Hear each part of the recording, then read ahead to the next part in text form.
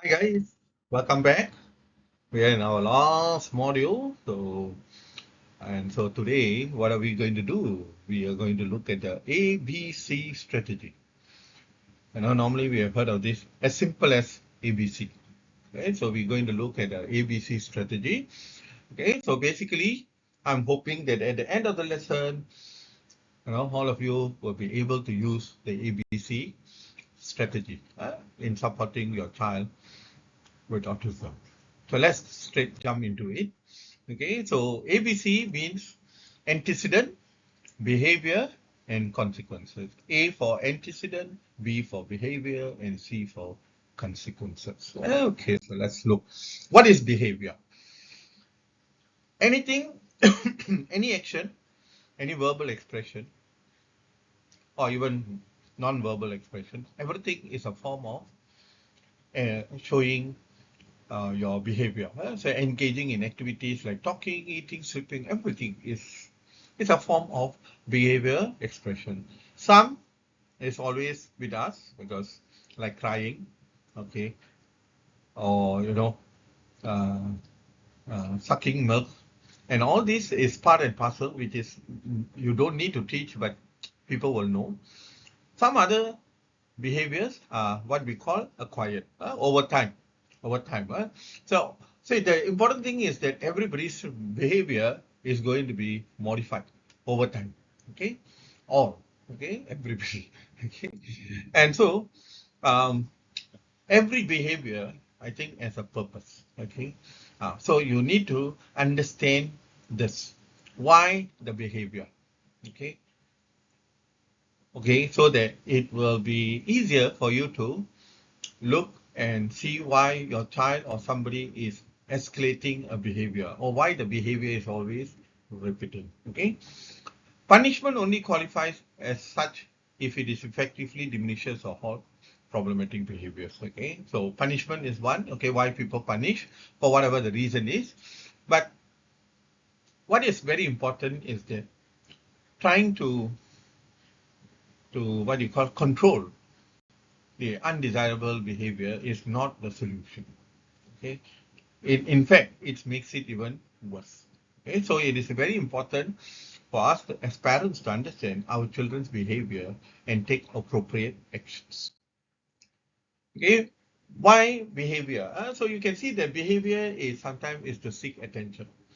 When you don't attend to your child may come and disturb you. The child will come and pull your hand, pull your dress, or will throw things at you. And all these is a way of trying to seek your attention. Okay. So what is important is to understand that why. Okay. So another time it could be they want to avoid a certain situation. So they try to run away, they go and hide somewhere, or start to cry and do many things. Okay. Or sometimes they want rewards. So that's fine, right? And then natural. And sometimes it's because of a simulation of a sensory experience. Suddenly you see that they hear a loud noise, or they hear a noise that is only loud for them, that they've covered their ears, and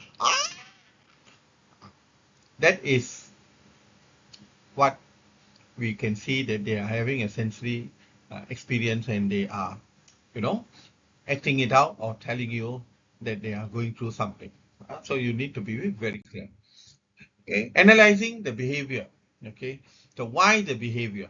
Okay, why the behavior? Because something happened before. Maybe it happened an hour ago, but the child is showing the behavior now. So you need to identify and go back. Okay, that's why the antecedent. What happened before the behavior? It could be 5 minutes before, 2 minutes ago, or even 1 hour ago. Or even in some scenarios, it can take 24 hours. So you need to be very clear. And then you also need to look at what is the consequences, okay, that happens, okay, whether that after the behavior has happened, okay, and is there a likelihood of it to take place again. So these are the things. So the ABC model is like it's like a detective work, So you are trying to identify the cause and the effect and the behavior. Why? Okay, so it is a form of detective work. Okay, so you need to always ask question. Okay, is there consistently a preceding factor?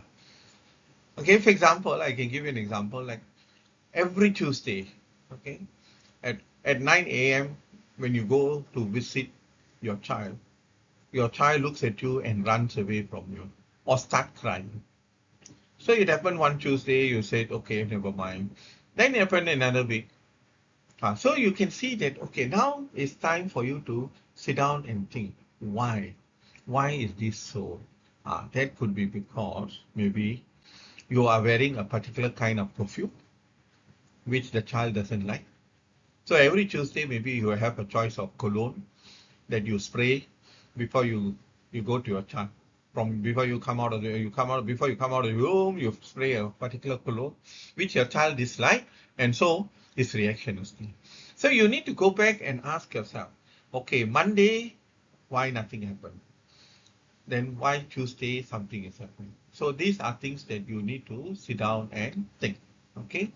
So what makes the incident crucial? Because it gives you an idea what the behavior might be, okay, or for you to modify, okay, the antecedent so that the behavior can alter. So if you have found out it's the cologne, then Tuesday don't use that cologne. Use something your child like, and then the behavior will get modified. So it is very important for you to look at the antecedents, okay, the consequences. Okay, so you need to ask yourself, what actions are you doing? Are you reacting or are you responding? If you are reacting, then there can be issues like, okay, that it will, it can happen again and again because you are reacting. So you give the child a hit or whatever. So that is not what we are looking. We are trying to see what is the response. Okay. So if your child um, gives you a good, the behavior is always there, and you find that it is getting reinforced. Okay. Because your action can reinforce it. So you find that if the child is is screaming for his favorite item and you give in, and then you are actually reinforcing it, and then there's no end to it. Okay, the other way is, yeah, you can punish. Okay, I'm not sure what is the form of punishment are you looking at. Okay, but if it is a punishment that is acceptable and that makes sense, yeah, please do that because that can lower the likelihood of the behavior. Okay, um, sometimes you're quiet, you just keep quiet and just wait.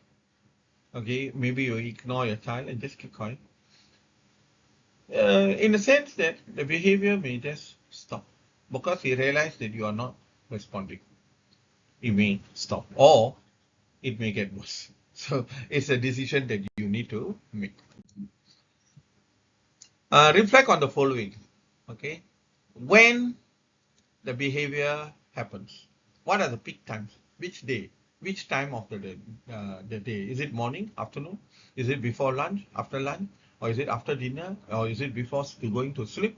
So it is very important for you to identify that. So the lowest probability of the instances of behavior, okay, when the behavior was not there.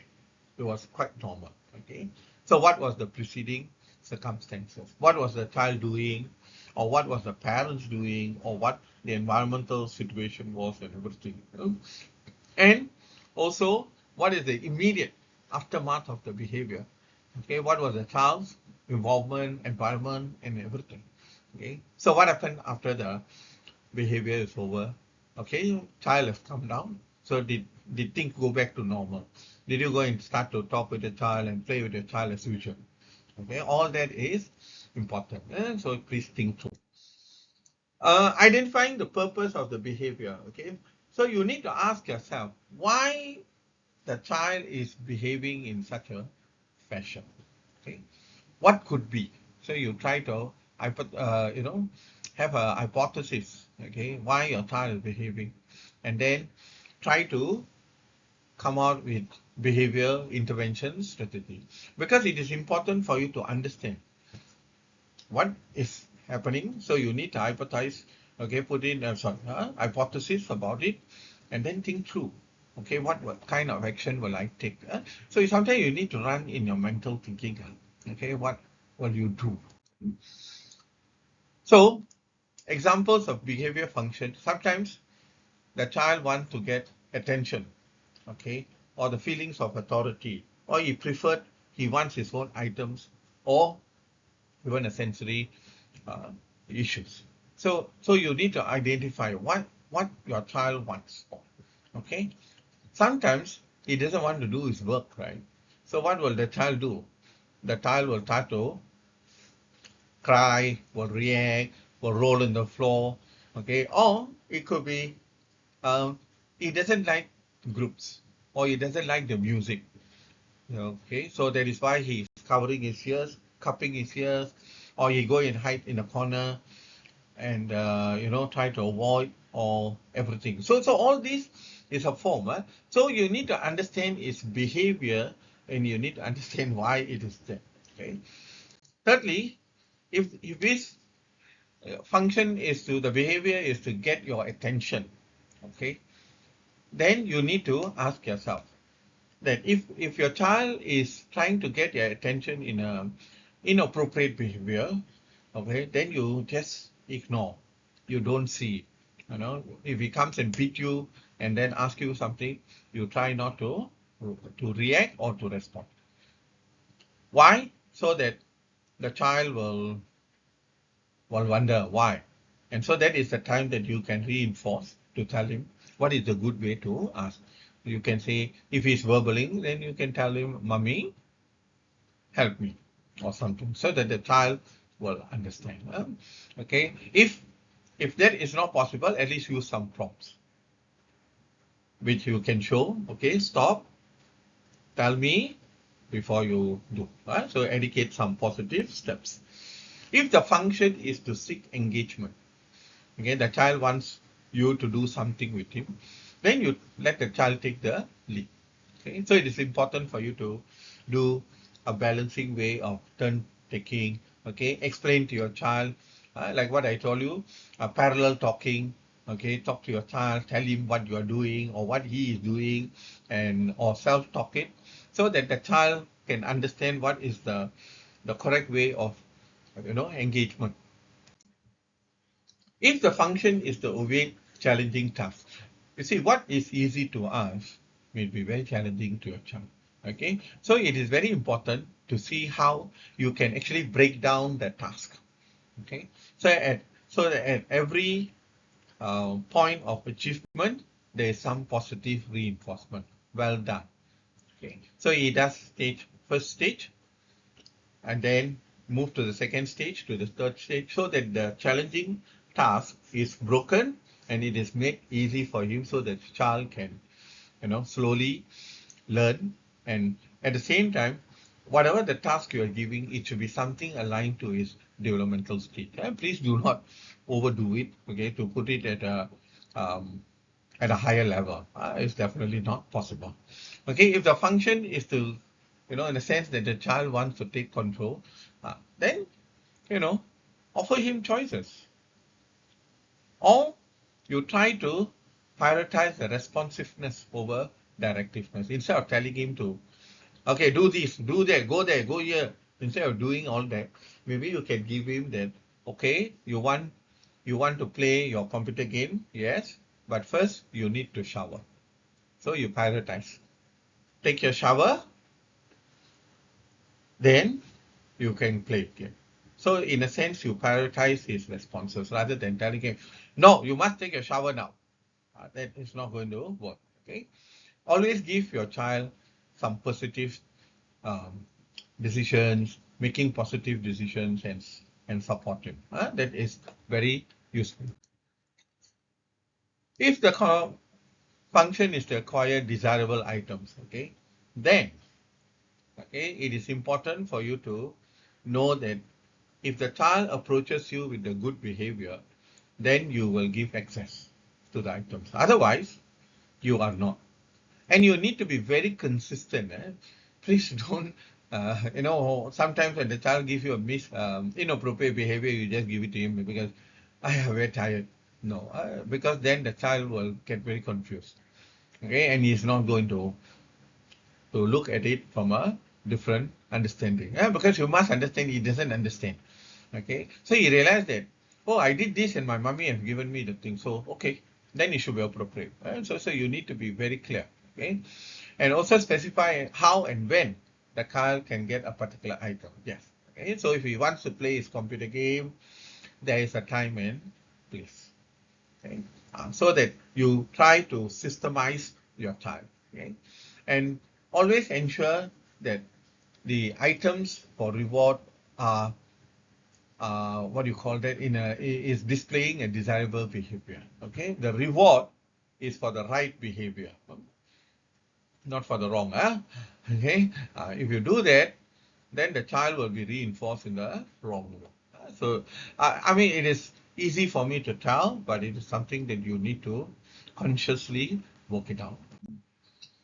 If the function is to evade a certain environmental stimuli, maybe too loud noise and etc., or the child just don't know what to do because there are so many items, so many toys there, he just don't know what to do because he's overloaded with information and everything, then it is better that you reduce the cluttering in the child.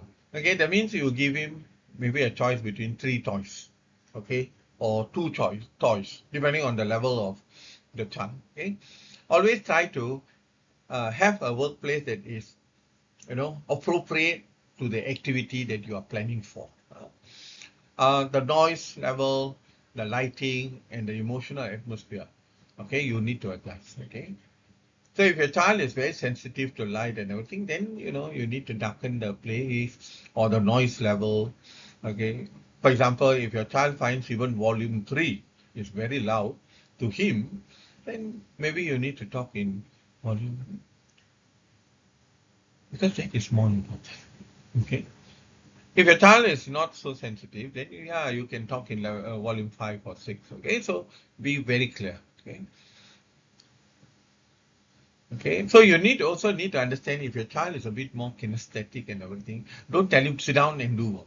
Sometimes, it's not possible. So sometimes you can buy an appropriate table where he can stand and do his writing, or so you give him a choice. He can have a chair there, so he can sit and do, or if he prefers to stand for a while, so let him stand. Please do not restrict him.